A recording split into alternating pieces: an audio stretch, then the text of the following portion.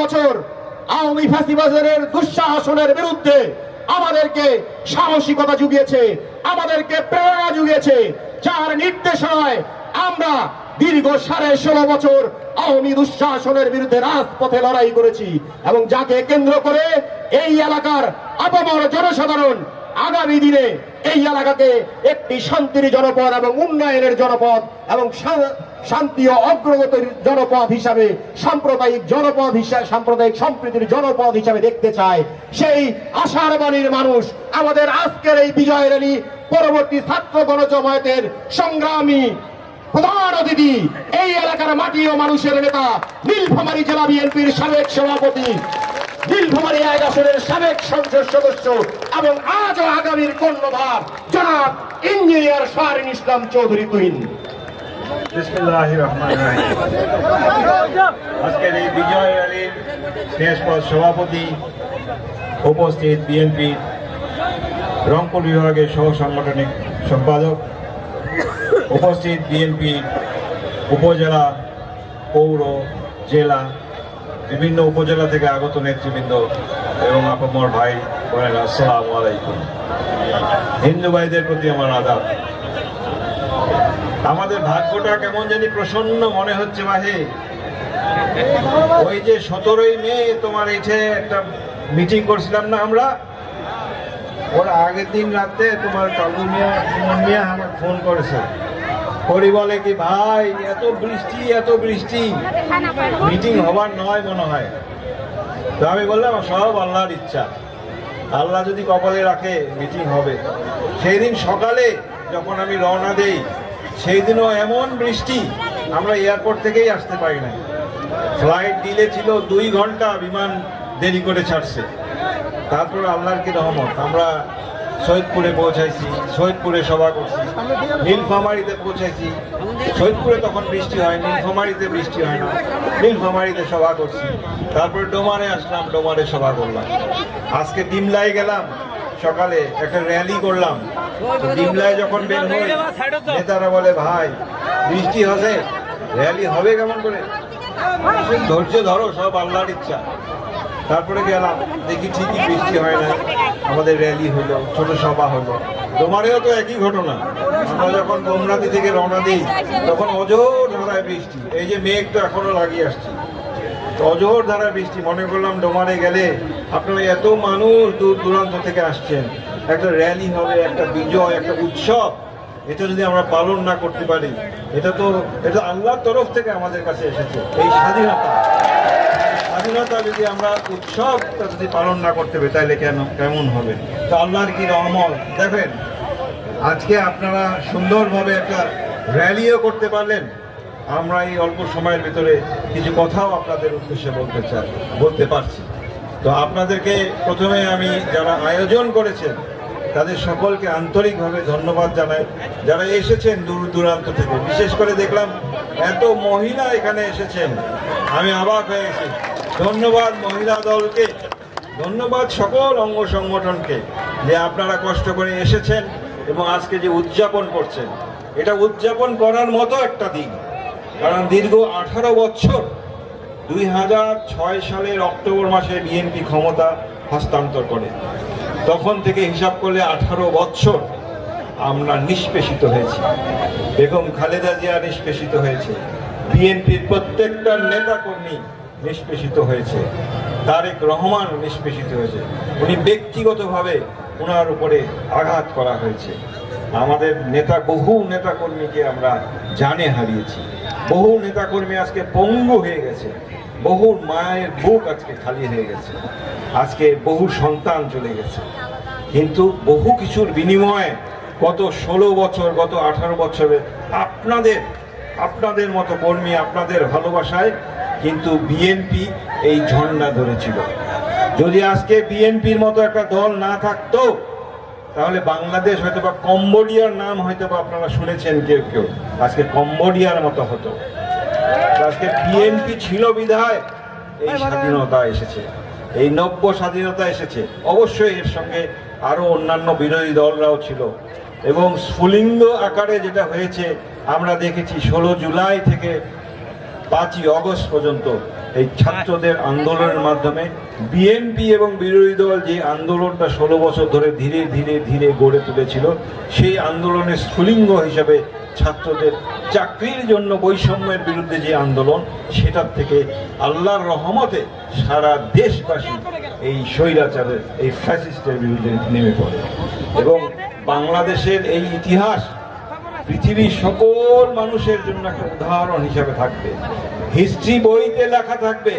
আজকে না হলো আজকে থেকে 100 বছর পরে মানুষে পড়বে যে বাংলাদেশে এক স্বৈরাচার ছিল। সেই স্বৈরাচার যখন সাধারণ মানুষের অত্যাচারে দেশ ছাড়ে, তখন সে দুপুরের ভাতটা পর্যন্ত খেতে পারে না। সে নিজে পালিয়েছে, তার আত্মীয় স্বজন পালিয়েছে, তার দল পালিয়েছে, তার মন্ত্রী পালিয়েছে, তার সকল এমপিরা পালিয়েছে। আজকে ছি ছি ছি, কি ন্যাক্কারজনক ইতিহাস! এটা হিস্ট্রিতে পড়ার মতো ইতিহাস। আমি শিওর পৃথিবীর কোনো না কোনো দেশে আজকে সেগুলা পড়া হচ্ছে, কিন্তু আমি নিশ্চিত আমাদের ভবিষ্যৎ প্রজন্মকে সেটা শিক্ষা দিতে হবে। শিক্ষা দিতে হবে এই জন্য যে আমরা নেতা হতে পারি, কিন্তু আমরা স্বেচ্ছাচারী হতে পারি না। আমাদের যেটা ইচ্ছা সেটা আমরা আপনাদের উপর চাপিয়ে দিতে পারি না। আপনাদের যেটা ইচ্ছা সেটা আমাদের দায়িত্ব পালন করা, এটাই নেতার কাজ। সুতরাং আমরা সেই রাজনীতিতে বিশ্বাস করি। একটু আগে আপনারা শুনলেন, আমরা গান শুনলাম একটা, প্রথম বাংলাদেশ আমার শেষ বাংলাদেশ। কার গান এটা? বিএনপির গান। কে এই গানটা পছন্দ করেছেন? শহীদ রাষ্ট্রপতি জিয়াউর রহমান। কেন পছন্দ করেছেন একটু যদি চিন্তা করেন। গানে প্রথম লাইনে বলছে, প্রথম বাংলাদেশ আমার শেষ বাংলাদেশ আমার। মানে বাংলাদেশই একমাত্র ঠিকানা ওনার। উনি বাংলাদেশকে এত ভালোবাসতেন, ওই স্বাধীনতার ঘোষণার মাধ্যমে উনি প্রকাশ করেছিলেন। তো যার জন্য এই গানটাকে উনি চয়েস করেছিলেন যে প্রথম বাংলাদেশ। তো আমরা যারা এখানে আছি, সকল স্তরের মানুষ, হিন্দু, বৌদ্ধ, খ্রিস্টান, মুসলমান যেই থাকি না, আমাদেরও প্রথম বাংলাদেশ এটা, শেষ বাংলাদেশ এটা। জীবনেও এটা আমাদের বাংলাদেশ, মরলেও আমরা এই বাংলাদেশে। তো জিয়াউর রহমান সেই ব্যক্তি, খালেদা জিয়াও সেই ব্যক্তি। আজকে হাসিনা, ফ্যাসিস্টরা নাই এই দেশে, তাদের সাঙ্গপাঙ্গ কেউ নাই এই দেশে, পালিয়েছে। কিন্তু বেগম খালেদা জিয়াকে তারা হত্যা করতে চেয়েছিল, তারা বিষ প্রয়োগ করেছিল, তারা জেলে নিয়ে গেছিল। কিন্তু উনি বক্তৃতার মাধ্যমে বলেছে, তাকে এদেশ থেকে চলে যেতে বলেছিল। উনি বলেছিলেন যে এই দেশই আমার একমাত্র ঠিকানা, দেশের বাহিরে আমার কোনো ঠিকানা না। এই দেশে আমাকে বাঁচতে হলেও এই দেশেই বাঁচতে হবে, আমাকে মরতে হলেও এই দেশেই মরতে হবে। তো দেশের প্রতি অকৃত্রিম ভালোবাসা থেকে কিন্তু উনি ওই একই উক্তি দিয়েছিলেন, আপনারা পত্র পত্রিকায় দেখেছিলেন যে বেগম জিয়া বলেছেন যে এদেশই আমার একমাত্র ঠিকানা, দেশের বাইরে আমার কোনো ঠিকানা নেই। জনাব তারেক রহমান, ওনাকে অত্যাচার করে এমন অবস্থা করেছিল শারীরিকভাবে যে উনি নিজে হাঁটতে পারতেন না। তারা ভয়ে সেই ফখরুদ্দিন মঈনুদ্দিনের সরকার এই ভয়ে তাকে দেশ থেকে বিদেশে চিকিৎসার জন্য তাকে বিদেশে পাঠিয়ে দেয়। আল্লাহর রহমত এবং ডাক্তারদের চিকিৎসায় উনি আজকে সুস্থ হয়ে উঠেছেন। কিন্তু ওই বিদেশে থেকে উনি আপনাদেরকে যে বক্তব্য দিচ্ছেন, তার বক্তব্যেও কিন্তু সেই একই ভাষা ফুটে উঠছে যে প্রথম বাংলাদেশ আমার শেষ বাংলাদেশ, বাংলাদেশই আমার একই ঠিকানা। উনি মিছিল দেন না মাঝে মাঝে, দিল্লি নয়, পিন্ডি নয়, সবার আগে বাংলাদেশ, সবার আগে বাংলাদেশ, টেক ব্যাক বাংলাদেশ। এই কথাগুলো কোথার থেকে আমরা শুনি? তারেক রহমানের কাছে। দেশের প্রতি অকৃত্রিম ভালোবাসা, যদিও উনি বিদেশে আছেন, কিন্তু দেশের প্রতি অকৃত্রিম ভালোবাসা থেকে, তার বাবার থেকে যেটা শিখেছে, তার মার থেকে যেটা শিখেছে, সেটাকে উনি সেটাকে ধারণ করেছেন এবং সেটা আমাদেরকে বলছেন। আমরা বিশ্বাস করি অচিরেই একটা জাতীয় সাধারণ নির্বাচন হবে এবং এটা সময়ের ব্যাপার মাত্র। ইনশাআল্লাহ নির্বাচন সুষ্ঠুভাবে হলে জনাব তারেক রহমান এদেশের প্রধানমন্ত্রী হবে। তো আমরা সেই সুদিনের অপেক্ষায় থাকব। শেষ করার আগে আমি ডিমলায় একটা গল্প বলছিলাম, আপনারা কি শুনবেন? আমাদের বিএনপির সঙ্গে মিল আছে গল্পটা। এক বাসায় কাহো নাই, শুধু বাসার মহিলা আছে। তো হঠাৎ উনি ঘর থেকে বের হয়েছেন, বের হয়ে দেখে যে 3 জন বয়স্ক মানুষ বসে আছে। তো মহিলা তো চিনতে পারে না কায় এটা। উনি গেছে জিজ্ঞেস করতে, আপনারা কারা, কার কাছে আসছেন? তো একজন বলছে, প্রথম জনকে জিজ্ঞেস, আপনি কে? বলছে আমার নাম সম্পদ।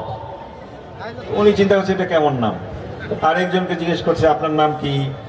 আমার নাম সাফল্য। আরেকজনকে জিজ্ঞেস আপনার নাম কি? বলে আমার নাম ভালোবাসা। এগুলা কিরকম নাম ভাই? তো বলছে আপনি কি চান? বলে বাসার কর্তা আছে। বলে কর্তা তো বাসায় নাই। তাইলে আমরা বলতে পারবো না, কর্তা আসুক, আমরা তারপরে কথা বলবো।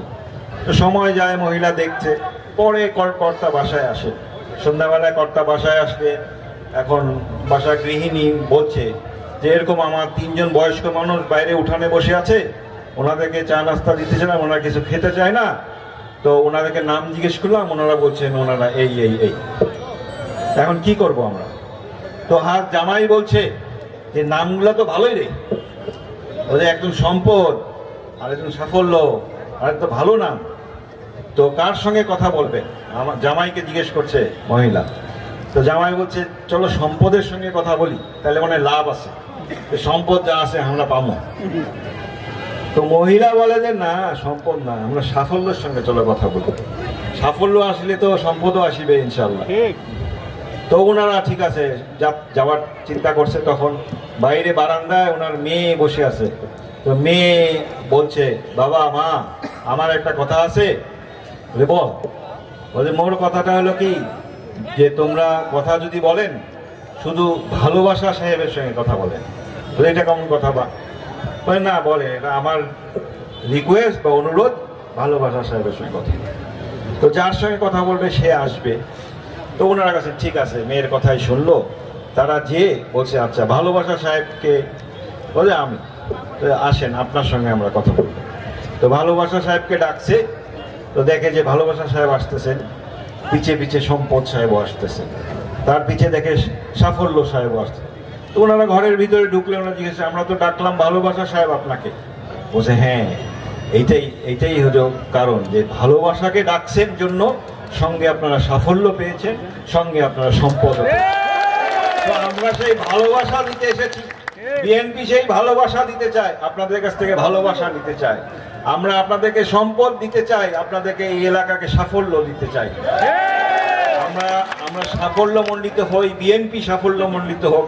আমাদের ভালোবাসা আপনারা গ্রহণ করুন, সেটা ছড়িয়ে দিন মানুষের মাঝে। এই আশা রেখে আজকে শেষ করছি। ধন্যবাদ আপনাদের সকলকে। আল্লাহ হাফেজ। বাংলাদেশ জিন্দাবাদ, বাংলাদেশ জাতীয়তাবাদী দল জিন্দাবাদ। ধন্যবাদ প্রাণপ্রিয় নেতা ইঞ্জিনিয়ার